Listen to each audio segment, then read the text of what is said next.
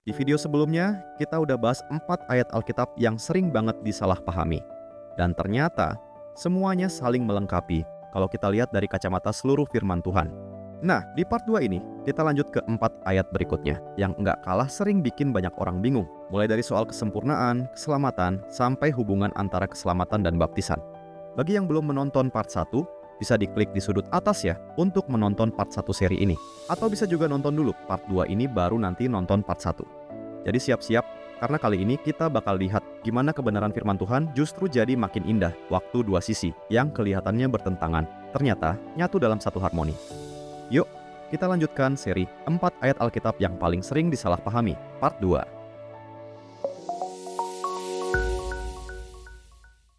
Apakah orang percaya bisa kehilangan keselamatan? Ini salah satu pertanyaan yang paling sering bikin banyak orang Kristen bingung. Di satu sisi, Alkitab janji kalau keselamatan kita aman di dalam Kristus. Tapi di sisi lain, ada juga ayat-ayat yang terasa kayak peringatan keras tentang kemurtadan. Yesus sendiri bilang di Yohanes pasal 10 ayat 28, "Tidak seorang pun dapat merebut mereka dari tanganku." Kedengarannya meyakinkan banget kan? Tapi lalu kita baca Ibrani pasal 6 ayat 4-6, mereka yang pernah diterangi, tetapi jatuh, tidak mungkin diperbarui lagi untuk bertobat. Loh, kok kayak bertentangan ya? Jadi, sebenarnya bisa nggak sih orang percaya kehilangan keselamatan? Nah, untuk ngerti ini, kita nggak bisa cuma ambil satu ayat lalu bikin kesimpulan sendiri. Kita harus lihat seluruh firman Tuhan. Karena Alkitab nggak pernah saling bertabrakan. Semuanya menyatu dalam satu kebenaran yang utuh. Dan kebenaran itu adalah ini. Orang yang sungguh-sungguh sudah dilahirkan kembali, pasti akan dipelihara oleh Allah sampai akhir.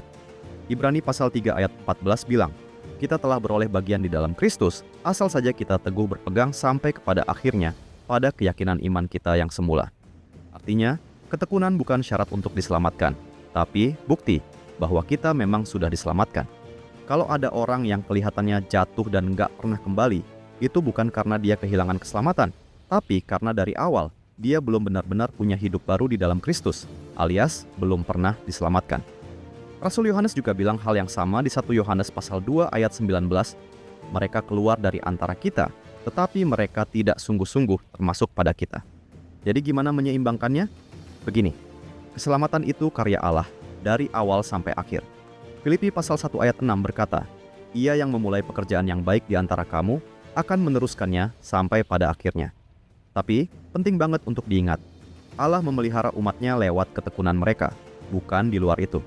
Makanya Alkitab penuh dengan peringatan, bukan supaya kita hidup ketakutan, tapi supaya kita tetap waspada dan terus bertumbuh dalam iman. Pada akhirnya, kebenarannya begini, kita bisa bertahan di dalam ketekunan karena Allah yang memelihara kita, dan ketekunan kita adalah tanda bahwa pemeliharaannya nyata. Dua hal ini nggak bertentangan, tapi justru saling melengkapi. Kedaulatan Allah menjamin ketekunan orang percaya. Seperti yang ditulis di Yudas ayat 24, "Dia yang berkuasa memelihara kamu, supaya tidak tersandung." Itulah harmoni yang indah antara kasih karunia Allah dan tanggung jawab kita. Bukan kontradiksi, tapi kesatuan yang sempurna dalam rencana keselamatannya yang kekal.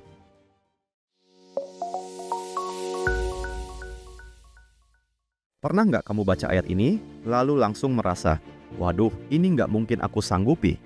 Matius pasal 5 ayat 48 bilang begini, "Karena itu haruslah kamu sempurna, sama seperti Bapamu yang di sorga adalah sempurna." Kedengarannya berat banget ya. Banyak orang mendengar ayat ini dan langsung berpikir, mana bisa aku jadi sempurna seperti Allah? Akhirnya, mereka mulai berusaha keras, berbuat baik, menaikkan moralitas, berjuang hidup tanpa celah. Seolah kesempurnaan bisa diraih dengan kekuatan sendiri. Tapi coba kita berhenti sebentar dan lihat lagi apa sebenarnya yang Yesus maksud. Kalimat itu muncul di bagian khotbah di bukit, saat Yesus bicara soal kasih. Kasih yang nggak berhenti di orang yang menyenangkan kita, tapi juga mengalir ke orang yang menyakiti kita. Nah, kata sempurna di sini dalam bahasa Yunani adalah teleos, yang artinya bukan tanpa dosa, tapi utuh, dewasa. Jadi Yesus sedang memanggil kita untuk bertumbuh menuju kasih yang matang. Kasih seperti Bapa yang menurunkan hujan bagi orang benar maupun orang jahat tanpa pandang bulu. Alkitab nggak pernah menuntut manusia berdosa untuk jadi sempurna secara mutlak. Itu mustahil. Rasul Yohanes bilang, jika kita berkata bahwa kita tidak berdosa, maka kita menipu diri kita sendiri. Tapi di sisi lain, ada kabar luar biasa di Ibrani, pasal 10 ayat 14. Sebab oleh satu korban saja ia telah menyempurnakan untuk selama-lamanya mereka yang dikuduskan. Nah, disitulah keindahan Injil. Kesempurnaan yang Allah minta sudah dipenuhi oleh Kristus. Kita disempurnakan oleh karyanya, bukan oleh usaha kita. Jadi sekarang, kita dipanggil untuk terus bertumbuh menuju kedewasaan rohani. Bukan supaya diselamatkan, tapi supaya hidup kita bisa mencerminkan kasih Bapa di surga. Matius pasal 5 ayat 48 bukanlah beban yang menghancurkan, tapi undangan yang penuh kasih, undangan untuk hidup dalam kasih Allah yang sempurna. Kita nggak lagi mengejar kesempurnaan supaya diterima, tapi karena kita sudah diterima oleh Dia yang sempurna itu.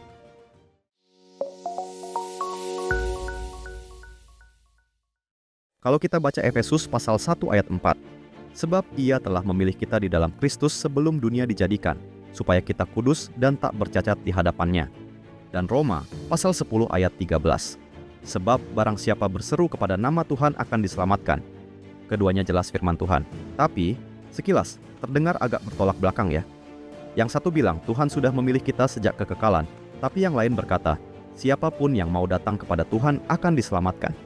Nah, dari sinilah muncul pertanyaan klasik yang sudah dibahas selama berabad-abad. Kalau Tuhan sudah menetapkan siapa yang diselamatkan, apakah manusia masih punya kehendak bebas? Dan kalau manusia benar-benar bebas, apakah itu berarti rencana Allah bisa berubah? Dalam pandangan teologi reform, dua hal ini bukanlah kontradiksi. Justru keduanya adalah dua kebenaran yang berjalan beriring di bawah hikmat Allah yang tak terbatas. Roma pasal 9 menegaskan, aku akan menaruh belas kasihan kepada siapa aku mau menaruh belas kasihan. Tapi Roma pasal 10 juga berkata, barang siapa berseru kepada nama Tuhan akan diselamatkan. Bukan salah satu yang benar dan yang lain salah, tetapi dua-duanya benar. Dan sama-sama menunjukkan betapa dalam kasih dan kedaulatan Allah itu. Allah sepenuhnya berdaulat dalam keselamatan, tapi manusia juga sungguh bertanggung jawab dalam merespons kasih karunia itu. John Calvin pernah menulis, kehendak manusia ketika diperbarui oleh Roh Kudus tidak lagi berlawanan dengan Allah, melainkan dengan sukarela tunduk kepada pimpinannya. Artinya, ketika Allah bekerja di hati manusia, Dia tidak memaksa dari luar, tetapi mengubah dari dalam. Sehingga manusia sungguh-sungguh memilih Allah, bukan karena terpaksa, melainkan karena kasih karunia yang menggerakkan hatinya. Pendeta Stephen Tong pernah menjelaskan ini lewat ilustrasi yang indah. Bayangkan ada seorang pria, sebut saja A, yang mencintai B. Sayangnya, B tidak mencintai A, hatinya justru tertuju pada C. Dan C sendiri tidak mengasihi B, tapi A tidak menyerah.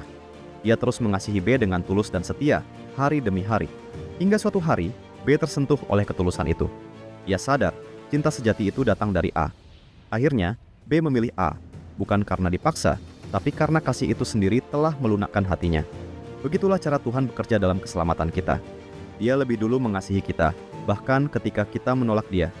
Dia tidak memaksa di dalam kedaulatannya, tapi menarik kita dengan kasih-Nya, dengan sabar, setia, dan lembut. Sampai akhirnya, hati yang keras itu berubah, dan kita sungguh datang kepadanya, bukan karena paksaan, tapi karena Roh Kudus telah memerdekakan kehendak kita yang terbelenggu oleh dosa, sehingga sekarang kita mau dan mampu untuk memilih dan menerima Allah. Yesus sendiri berkata, semua yang diberikan Bapa kepadaku akan datang kepadaku, dan barang siapa datang kepadaku, ia tidak akan kubuang. Jadi, waktu seseorang datang kepada Kristus, itu memang keputusan hatinya. Tapi di balik keputusan itu, ada tangan Allah yang berdaulat yang sudah lebih dulu bekerja dalam kasih karunia. Calvin juga menulis, kasih karunia tidak menghancurkan kehendak manusia, tetapi justru memulihkannya. Bukan paksaan yang dihasilkan, melainkan kerelaan. Inilah rahasia yang sering disalahpahami. Allah berdaulat sepenuhnya, dan manusia sungguh bertanggung jawab. Dua hal ini bukanlah pertentangan yang harus dipilih salah satu, melainkan misteri karya Allah yang dalam, di mana kedaulatannya berjalan selaras dengan tanggung jawab manusia. Kita mungkin tidak akan pernah bisa memahami sepenuhnya bagaimana keduanya bekerja bersama.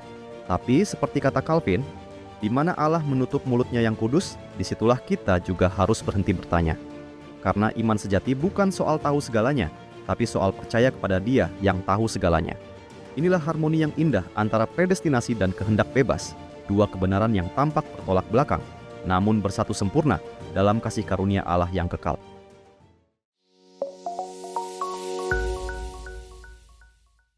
Ada satu ayat yang sering banget bikin orang bingung. Markus pasal 16 ayat 16 bilang begini, barang siapa percaya dan dibaptis akan diselamatkan, tetapi barang siapa tidak percaya akan dihukum. Sekilas sih kelihatannya jelas, percaya dan dibaptis, baru diselamatkan.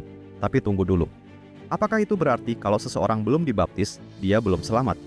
Apakah iman aja nggak cukup? Nah, Disinilah pentingnya kita belajar lihat seluruh firman Tuhan secara utuh, bukan cuma potongan ayatnya aja.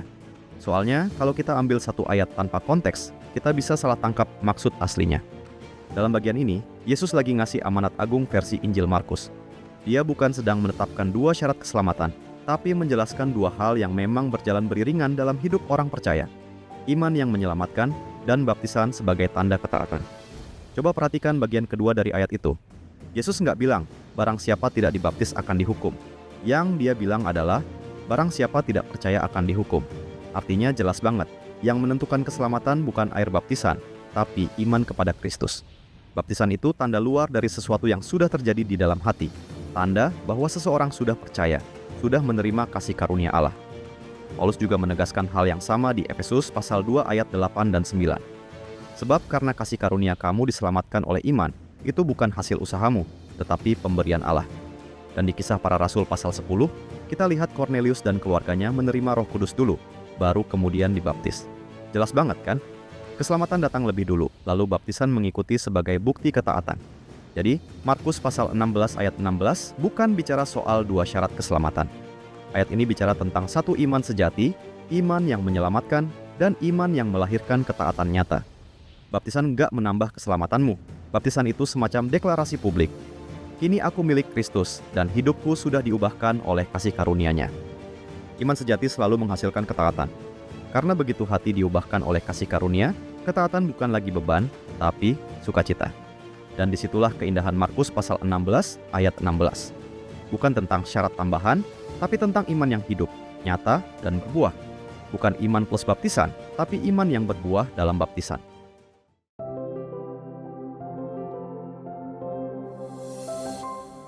Dari 8 ayat yang udah kita bahas di 2 video ini, satu hal yang makin kelihatan jelas.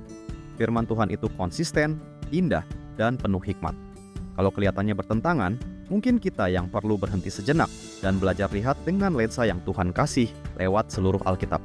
Jadi, jangan cuma berhenti di tahu ayatnya, tapi renungkan maknanya, biar hidup kita makin serupa dengan Kristus. Kalau kamu diberkati lewat seri ini, jangan lupa like, share, dan subscribe ya, biar makin banyak orang juga bisa mengenal kebenaran yang membebaskan. Sampai jumpa di seri berikutnya. Tuhan Yesus memberkati.